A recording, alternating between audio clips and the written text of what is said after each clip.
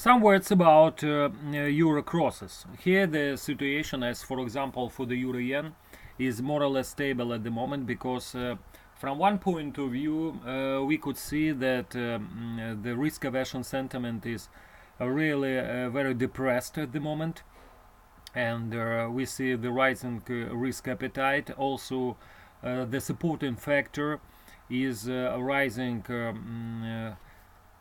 yield differentials between the United States and other developed countries. As regarding the euro yen, here the situation is more or less stable for the rather for the euro or for the yen, and that's probably could explain why the euro yen is still very unchanged at the moment and trading around 133 level.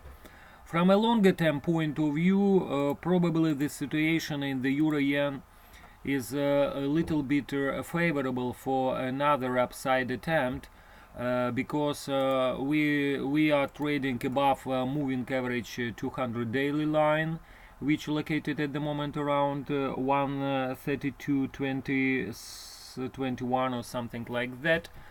And also we see a kind of continuous positive environment for risky assets at the moment, that also should prop up the euro yen. And also, as you know, usually the euro yen has a tendency to depreciate in case of risk factors, and at the moment we don't see such kind of risk factors in full power or in play. For example, the Syrian conflict or the situation, political deadlock in Japan, or for example, kind of new trading efforts from the part of United States administration against the so-called low tariffs on imported goods from the part of the United States. All in all, the situation is more or less comfortable for the euro yen to appreciate further. Anyway, we'd like to say that it's probably we already reached a kind of interim high at the moment, and the pay is ripe for a correction.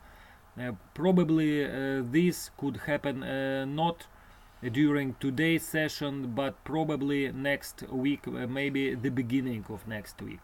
As regarding the euro sterling, here the situation is dictated at the moment by weaker weaker UK economic data, in the form of weaker inflation numbers and weaker retail sales reports, and also the dovish speech of the Bank of England Governor Mark Carney. All in all, probably we are back in our previous range between 0.87 and 0.89, and now we are on the route to come closer to a longer term downtrend line that's located today around 88.90. Also here lies longer term moving average daily line, where we again will try to sell the currency.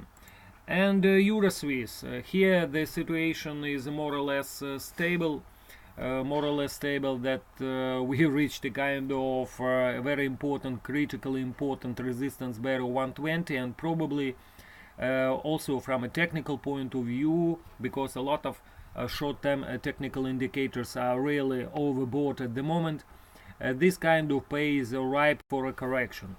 But in case of correction, we could see a dip not lower than the currently rising uptrend line that's located around 118.50. So for those looking for higher rates and this kind of cross and subsequent breaking above 120, we advise to buy such kind of dip in the case of correction in this currency pair. And the euro ruble, which is at 75.11, and it will be very interesting how the market will open in 40 minutes when Russian financial market will open. And we suggest that probably here a possible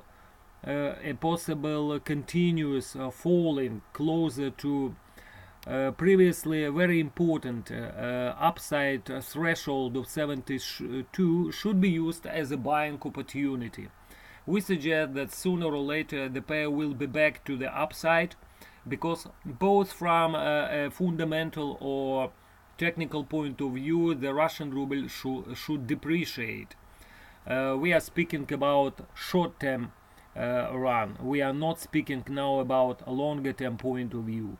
At the moment that's all, and some later we will come with our analysis of commodity currencies. Bye bye for now, it was your FutureTrend channel.